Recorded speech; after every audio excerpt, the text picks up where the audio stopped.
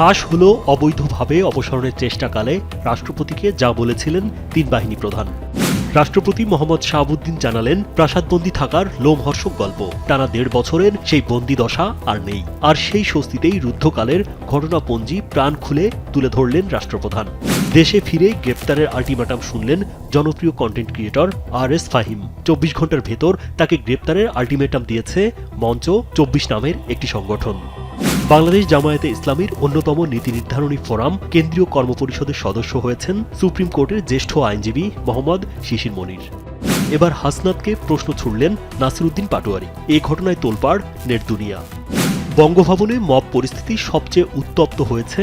রাষ্ট্রপতি মোহাম্মদ শাহাবুদ্দিনকে ফোন করেছিলেন তৎকালীন তথ্য উপদেষ্টা নাহিদ ইসলাম। অবশেষে জানা গেল কি কথা হয়েছে তাদের।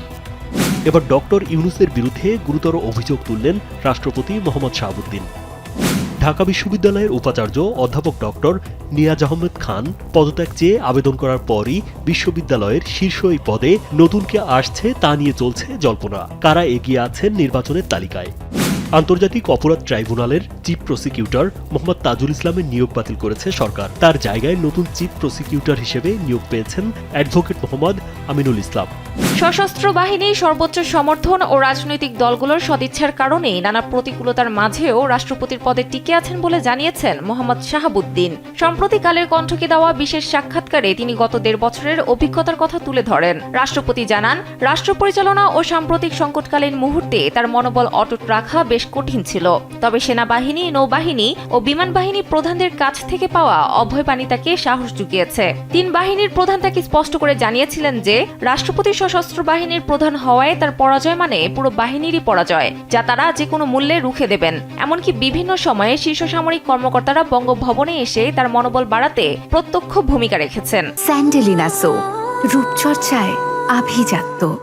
সাক্ষাৎকারে তিনি আরও একটি চাঞ্চল্যকর তথ্য প্রকাশ করেন। তিনি জানান, অন্তর্বর্তী সরকারের ভেতর থেকেই একবার তাকে অপসারণের চেষ্টা করা হয়েছিল। সেই সময় তিন বাহিনীর প্রধান কঠোর অবস্থান নিয়ে সরকারকে জানিয়ে দেন যে কোনো ধরনের অসাংবিধানিক পদক্ষেপ তারা সমর্থন করবেন না। একই সঙ্গে দেশের বৃহত্তর রাজনৈতিক দল বিএনপিও তার প্রতি জোরালো সমর্থন ব্যক্ত করেছে। অবশেষে মুখ খুলেছেন রাষ্ট্রপতি শাহাবুদ্দিন। নিজেই জানালেন, ইউনূস সরকারের সময়ে তাকে কেন্দ্র করে ঘটে যাওয়া নানা নাটকীয়তা এবং পর্দার আড়ালে ষড়যন্ত্র নিয়ে গত ১.৫ বছরের লোমহর্ষক অভিজ্ঞতা। সম্প্রতি কালের কণ্ঠকে দেয়া একটি একান্ত সাক্ষাৎকারে তিনি জানান, কিভাবে বারবার অসাংবিধানিক উপায়ে তাকে সরিয়ে দেওয়ার চেষ্টা ব্যর্থ হয়েছে, আর কিভাবে তিনি আজও টিকে আছেন মহামান্যের আসনে। তো আমি এসব দেখে রাষ্ট্রপতি শাহাবুদ্দিন জানিয়েছেন, বৈষম্য বিরোধী ছাত্র আন্দোলনের নেতাদের পক্ষ থেকে তাকে অপসারণের জন্য প্রবল চাপ তৈরি করা হয়েছিল।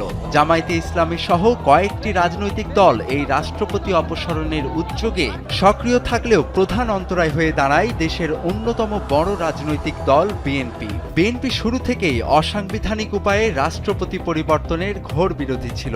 রাষ্ট্রপতি জানান, বিএনপির এই অনড় অবস্থানের কারণেই তাকে অপসারণের প্রথম বড় মুভ বা রাজনৈতিক প্রচেষ্টাটি ভেস্তে যায়। মূলত একটি বৃহত্তর রাজনৈতিক জোটের সমর্থনই তাকে সেই যাত্রায় রক্ষা করে। সকলকে এগিয়ে আসার আহ্বান জানাচ্ছি। তিনি জানান, রাজনৈতিকভাবে ব্যর্থ হওয়ার পর অসাংবিধানিক পথে তাকে সরানোর চেষ্টা শুরু করে মোহাম্মদ ইউনূসের অন্তর্বর্তী সরকার। তখন একজন উপদেষ্টা তৎকালীন প্রধান বিচারপতির কাছে গিয়ে তাকে রাষ্ট্রপতির দায়িত্ব নেয়ার প্রস্তাব দেন। স্যান্ডেলিনা সো, রূপচর্চায় আভিজাত্য। তবে প্রধান বিচারপতি অত্যন্ত দৃঢ়তার সাথে সেই প্রস্তাব প্রত্যাখ্যান করেন। তিনি স্পষ্টভাবে জানিয়ে দেন যে একটি সাংবিধানিক পদে থেকে অন্য একটি সাংবিধানিক পদের অমর্যাদা বা অসাংবিধানিক কোনো প্রক্রিয়ায় তিনি যুক্ত হবেন না। বিচার বিভাগের এই নিরপেক্ষ অবস্থান রাষ্ট্রপতির এই টিকে থাকার পথ আরও প্রশস্ত করে। তবে এখানেই শেষ নয়। ২০২৪ সালের ২২ অক্টোবর রাতে দেখা যায়, হঠাৎ করেই হাজার হাজার মানুষ বঙ্গভবন ঘেরাও করে ফেলেছে। রাষ্ট্রপতি অপসারণের দাবি নিয়ে তারা বঙ্গভবনের ভেতরে ঢোকার চেষ্টা করছে। এই ঘটনাকে বিভীষিকাময় বলে অভিহিত করেছেন রাষ্ট্রপতি। তিনি জানান, সেই সংকটময় মুহূর্তে সশস্ত্র বাহিনী তার পাশে ঢাল হয়ে দাঁড়িয়েছিল। তিন বাহিনীর প্রধানরা তাকে আশ্বস্ত করে বলেছিলেন, মহামান্য, আপনি সশস্ত্র বাহিনীর প্রধান, আপনার আপনার পরাজয় মানে পুরো বাহিনীর পরাজয়। সেনাবাহিনীর ৯ম ডিভিশনের সদস্যরা দ্রুত ৩ স্তরের নিরাপত্তা বলয় তৈরি করে পরিস্থিতি নিয়ন্ত্রণে আনেন। মূলত সশস্ত্র বাহিনীর এই আপোষহীন সমর্থনই তাঁকে মানসিকভাবে ভেঙে পড়া থেকে রক্ষা করেছে। রাষ্ট্রপতি শাহাবুদ্দিনের এই দীর্ঘ লড়াই কেবল ব্যক্তিগত টিকে থাকা নয়, বরং তার মতে এটি ছিল সাংবিধানিক ধারাবাহিকতা রক্ষার লড়াই। তিনি জানান, বঙ্গভবনে তাকে অনেক অপমান সহ্য করতে হয়েছে, কিন্তু দেশ ও সংবিধানের স্বার্থে তিনি এক চুলও নড়েননি। প্রয়োজনে নিজের রক্ত দিতেও তিনি প্রস্তুত ছিলেন। মূলত রাজনৈতিক দূরদর্শিতা, বিচার বিভাগের নৈতিকতা এবং সশস্ত্র বাহিনীর পেশাদারিত্ব, এই ৩ শক্তির সমন্বয়ে রাষ্ট্রপতি মোহাম্মদ শাহাবুদ্দিন আজও তাঁর পদে টিকে আছেন। তোফায়েল আহমেদ, কালবেলা। দেশে ফিরতে জনপ্রিয় কন্টেন্ট ক্রিয়েটর RS ফাহিমকে গ্রেপ্তারের দাবি উঠেছে। তাকে ২৪ ঘন্টার মধ্যে গ্রেপ্তারের আলটিমেটাম দিয়েছে মঞ্চ ২৪ নামের একটি সংগঠন। ২২ ফেব্রুয়ারি বিকেল ৩টায় ঢাকা বিশ্ববিদ্যালয়ের মধুর ক্যান্টিনে আয়োজিত এক সংবাদ সম্মেলনে এমন ঘোষণা দেন সংগঠনটি। এ সময় সংগঠনটির আহ্বায়ক Fahim Faruki content creator RS Fahim চৌধুরীকে গ্রেপ্তারের দাবি জানান।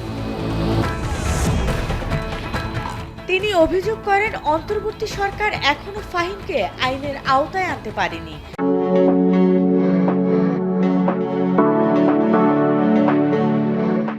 এখনো রাজনৈতিক কিছু প্রভাবশালী ব্যক্তিদের একটি মহল তাকে রক্ষা করছে।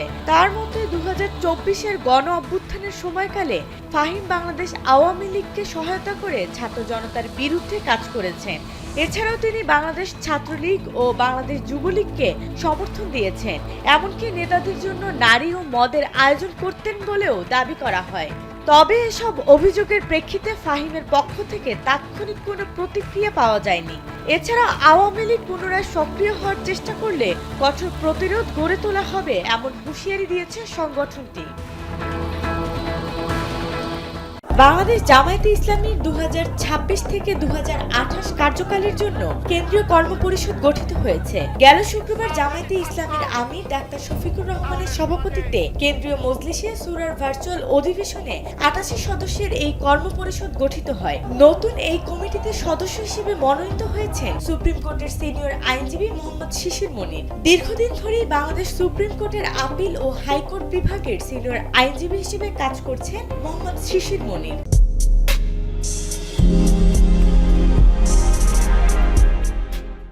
এছাড়াও সাংবিধানিক, ফৌজদারি ও রাষ্ট্রীয় গুরুত্বপূর্ণ মামলায় ভূমিকা রেখে ইতোমধ্যেই তিনি পরিচিতি পেয়েছেন। আলোচিত রাজনৈতিক মামলায় অংশ নেওয়ার পাশাপাশি তিনি আইন বিশ্লেষক হিসেবেও বেশ সক্রিয় রয়েছেন। এদিকে নতুন কর্মপরিষদে আইনজীবী মোহাম্মদ শিশির মনির ছাড়াও আরো অনেকেই রয়েছেন। এটিএম আজহারুল ইসলাম এমপি, অধ্যাপক Mujibur Rahman MP, doctor Syed Abdullah Taher MP ছাড়াও কর্মপরিষদে অন্যান্য সদস্যরাও রয়েছেন।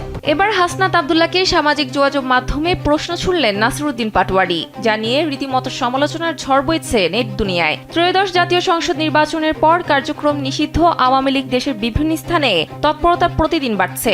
এ নিয়ে প্রশ্ন তুলে সামাজিক যোগাযোগ মাধ্যমে পোস্ট দিয়েছেন জাতীয় নাগরিক পার্টি এনসিপির মুখ্য সমন্বয়ক নাসিরউদ্দিন পাটোয়ারি। সোমবার সামাজিক যোগাযোগ মাধ্যম ফেসবুক অ্যাকাউন্টে কুমিল্লা ৪ আসনের নবনির্বাচিত এমপি হাসনাত আব্দুল্লাহকে ট্যাগ করে তিনি একটি পোস্ট দিয়েছেন। ওই পোস্টে নাসিরউদ্দিন পাটোয়ারি লিখেছেন, হাসনাত আব্দুল্লাহ কই, লীগ তো দোকান খোলা শুরু করছে, নির্বাচন তো হলো, এবার সংস্কার আর বিচার হবে। জীবন অবাক না করলে কে করবে? 28% মিল্ক ফ্যাটের অবাক করার সাথে ফ্রেশ মিল্ক পাউডার, জীবন অবাক করুক প্রতিদিন। এদিকে পোস্টটি মুহূর্তে সামাজিক যোগাযোগ মাধ্যমে ভাইরাল হয়ে যায়। এখন পর্যন্ত স্ট্যাটাসে রিয়্যাক্ট করেছে ১,৫৪,০০০-এর পাশাপাশি কমেন্ট ৮,০০০ ও শেয়ার হয়েছে ১,০০০। এছাড়া ওই পোস্টের কমেন্টে তিনি আরো উল্লেখ করেছেন, ২৪-এর হত্যাকাণ্ড ও শহীদ ওসমানের খুনিদের বিচার কিন্তু আমরা করেই ছাড়ব। তবে এ বিষয়ে হাসনাত আব্দুল্লাহর কোনো প্রতিক্রিয়া পাওয়া যায়নি। ২০২৪ সালের ২২ অক্টোবরের সেই রাত ছিল রাষ্ট্রপতি মোহাম্মদ শাহাবুদ্দিনের জীবনের অন্যতম এক বিভীষিকাময় অভিজ্ঞতা। সম্প্রতি কালের কণ্ঠকে দেওয়া এক একান্ত সাক্ষাৎকারে সেই রাতের স্মৃতিচারণ করে রাষ্ট্রপতি জানান, তার পদত্যাগ দাবিতে আন্দোলনরত বিভিন্ন সংগঠনের মব যখন বঙ্গভবনের সামনে মারমুখী অবস্থানে, তখন এক চরম অনিশ্চয়তা তৈরি হয়েছিল। রাষ্ট্রপতি বুঝতে পারছিলেন না এই পরিস্থিতির পেছনে আসলে কারা জড়িত। ঠিক সেই সংকটময় মুহূর্তে রাত 12টার দিকে তৎকালীন তথ্য উপদেষ্টা নাহিদ ইসলাম রাষ্ট্রপতিকে ফোন করেন। নাহিদ ইসলাম তাকে আশ্বস্ত করে বলেন, এগুলো তাদের লোক না। তিনি এই বিষয়ে প্রধান উপদেষ্টার সঙ্গে কথা বলেছেন এবং তারা বিক্ষোভকারীদের সরিয়ে দেওয়ার চেষ্টা করছেন। স্যান্ডেলিনা সো, রূপচর্চায় আভিজাত্য। উপদেষ্টার এই ফোনের কিছুক্ষণ পরই দেখা যায় স্থানীয় কিছু ব্যক্তি এসে বিক্ষোভকারীদের একটি অংশকে সরিয়ে নিয়ে যাচ্ছে। রাষ্ট্রপতির ভাষায় কিছুক্ষণের মধ্যেই দেখা যায় কিছু স্থানীয় ব্যক্তি এসে বিক্ষোভকারীদের একটি অংশকে নিয়ে চলে যায়। তবে সবাই সরে যায়নি, একটি অংশ থেকে যায় এবং পরিস্থিতি পুরোপুরি নিয়ন্ত্রণে আনতে রাত 2টা পর্যন্ত সময় লেগে যায়। এবার ডক্টর ইউনূসের বিরুদ্ধে গুরুতর অভিযোগ তুললেন রাষ্ট্রপতি মোহাম্মদ শাহাবুদ্দিন। সদ্য সাবেক প্রধান উপদেষ্টা ডক্টর মোহাম্মদ ইউনূস এবং তার প্রশাসনের বিরুদ্ধে সরাসরি সংবিধান লঙ্ঘনের অভিযোগ তুলেছেন তিনি। কালের কণ্ঠকে দেয়া এক বিশেষ সাক্ষাৎকারে রাষ্ট্রপ্রধান জানিয়েছেন, গত 1.5 বছরে বঙ্গভবনকে পাশ কাটিয়ে কোনো প্রকার সাংবিধানিক নিয়ম নীতির তোয়াক্কা না করেই রাষ্ট্র পরিচালনা করেছে অন্তর্বর্তী সরকার। রাষ্ট্রপতি অভিযোগ করেন, তাকে প্রতিনিয়ত রাষ্ট্রীয় কাজে বাধা দেয়া হয়েছে এবং পরিকল্পিতভাবে রাখা হয়েছে আড়ালে। জীবন অবাক না করলে কে করবে? 28% মিল্ক ফ্যাটের অবাক করার সাথে ফ্রেশ মিল্ক পাউডার। জীবন অবাক করুক প্রতিদিন। সংবিধান অনুযায়ী রাষ্ট্রের প্রধান হিসেবে আন্তর্জাতিক অঙ্গনে তার যে প্রতিনিধিত্ব থাকার কথা, সেখানে ইউনূসের সরকার বারবার প্রতিবন্ধকতা সৃষ্টি করেছে। কসভো এবং কাতারের মতো দেশ থেকে সরাসরি আমন্ত্রণপত্র আসা সত্ত্বেও তাকে যেতে দেয়া হয়নি। এক্ষেত্রে সবচেয়ে ভয়ঙ্কর তথ্য হলো, পররাষ্ট্র মন্ত্রণালয় থেকে রাষ্ট্রপতির নামে ভুয়া খসড়া চিঠি তৈরি করে তাতে সই করার জন্য চাপ দেয়া হয়েছিল। সেই চিঠিতে লেখা ছিল, রাষ্ট্রপতি রাষ্ট্রীয় কাজে অত্যন্ত ব্যস্ত বলে বিদেশে যেতে পারছেন না। আবার দেশের মধ্যেও কোনো অনুষ্ঠানে অংশ নিতে দেয়া হয়নি তাকে, এমনকি বন্ধ করে দেয়া হয় বঙ্গভবনের প্রেস উইং। রাষ্ট্রপতি আরও জানান, তাকে অসাংবিধানিক উপায়ে পদ থেকে সরানোর জন্য সরকারের ভেতর থেকেই গভীর ষড়যন্ত্র করা হয়েছিল। 22 অক্টোবর বঙ্গভবন ঘেরাওয়ের নাটক সাজিয়ে তাকে পদত্যাগে বাধ্য করার চেষ্টা শুরু হয়, যা চলতে থাকে অন্তর্বর্তী সরকারের পুরো সময়কাল জুড়ে। তবে বিএনপির শীর্ষ নেতৃত্ব এবং সশস্ত্র বাহিনীর শীর্ষ কর্মকর্তারা পাশে থাকায় সফল হতে পারেনি রাষ্ট্রপতি অপসারণের অপচেষ্টা। তোফায়েল আহমেদ, কালবেলা। ঢাকা বিশ্ববিদ্যালয়ের উপাচার্য পদ ঘিরে বড় পরিবর্তনের আভাস মিলেছে। উপাচার্য অধ্যাপক ডক্টর নিয়াজ আহমদ খান আনুষ্ঠানিকভাবে পদত্যাগপত্র জমা দিয়েছেন।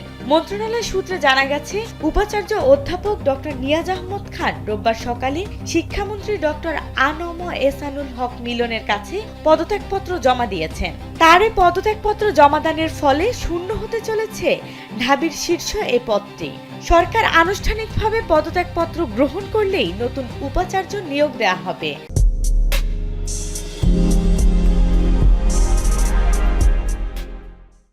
আর সেই নিয়োগ ঘিরে ইতোমধ্যে ক্যাম্পাস জুড়ে আলোচনা শুরু হয়েছে, যাতে এগিয়ে রয়েছেন বিশ্ববিদ্যালয়ের 5 জ্যেষ্ঠ শিক্ষক। এদিকে আলোচনায় এগিয়ে থাকা 5 শিক্ষকের মধ্যে রয়েছেন ঢাকা বিশ্ববিদ্যালয়ের উপাচার্য অধ্যাপক ডক্টর মামুন আহমেদ, যিনি বাংলাদেশ জাতীয়তাবাদী দলের সাধারণ সম্পাদক হিসেবে নিযুক্ত ছিলেন। এছাড়াও রয়েছেন বাংলাদেশ উন্মুক্ত বিশ্ববিদ্যালয়ের সাবেক উপাচার্য অধ্যাপক ডক্টর এ.বি. এমদাদুল ইসলাম, জাতীয় বিশ্ববিদ্যালয়ের অধ্যাপক ডক্টর এ.এস.এম. আমানুল্লাহ, জাতীয় বিশ্ববিদ্যালয়ের কলা অনুষদের ডিন ও ইসলামের ইতিহাস ও সংস্কৃতি বিভাগের অধ্যাপক ডক্টর মোহাম্মদ সিদ্দিকুর রহমান খান এবং সাদা দলের বর্তমান আহ্বায়ক ও মার্কেটিং বিভাগের অধ্যাপক ডক্টর মোহাম্মদ মোর্শেদ হাসান খানও রয়েছেন এই তালিকায়। সংশ্লিষ্ট মহলের ধারণা, চলতি সপ্তাহেই নতুন ভিসি নিয়োগের প্রজ্ঞাপন আসতে পারে। আন্তর্জাতিক অপরাধ ট্রাইব্যুনালের নেতৃত্বে বড়সড় রদবদল আনল সরকার। নানা বিতর্কের মুখে থাকা চিফ প্রসিকিউটর তাজুল ইসলামকে সরিয়ে সেই পদে নিয়োগ দেওয়া হয়েছে সুপ্রিম কোর্টের জ্যেষ্ঠ আইনজীবী ও বিএনপি চেয়ারপারসন বেগম খালেদা জিয়ার আইনজীবী প্যানেলের অন্যতম সদস্য অ্যাডভোকেট আমিনুল ইসলামকে। 23 ফেব্রুয়ারি সকালে আইন, বিচার ও সংসদ বিষয়ক মন্ত্রণালয় থেকে এই সংক্রান্ত প্রজ্ঞাপন জারির মাধ্যমে এই পালাবদল নিশ্চিত করা হয়। সলিসিটর মোহাম্মদ মঞ্জুরুল হোসেন স্বাক্ষরিত প্রজ্ঞাপনে স্পষ্ট জানানো হয়েছে, পুনরাদেশ না দেওয়া পর্যন্ত advocate Aminul Islam chief prosecutor হিসেবে দায়িত্ব পালন করবেন এবং এর মাধ্যমে তাজুল ইসলামের নিয়োগ বাতিল বলে গণ্য হবে। নতুন দায়িত্ব পাওয়া আমিনুল ইসলাম আইনি অঙ্গনে বেশ পরিচিত মুখ। আমিনুল ইসলাম দীর্ঘদিন ধরে সাবেক প্রধানমন্ত্রী বেগম খালেদা জিয়ার অরফানেজ ট্রাস্ট ও চ্যারিটেবল ট্রাস্ট মামলায় আইনজীবী দলের গুরুত্বপূর্ণ সদস্য হিসেবে আইনি লড়াই চালিয়েছেন। এছাড়া বিডিআর বিদ্রোহ ও হত্যা মামলায় আসামি পক্ষের আইনজীবী হিসেবেও তিনি আদালতে জোরালো ভূমিকা রেখেছিলেন।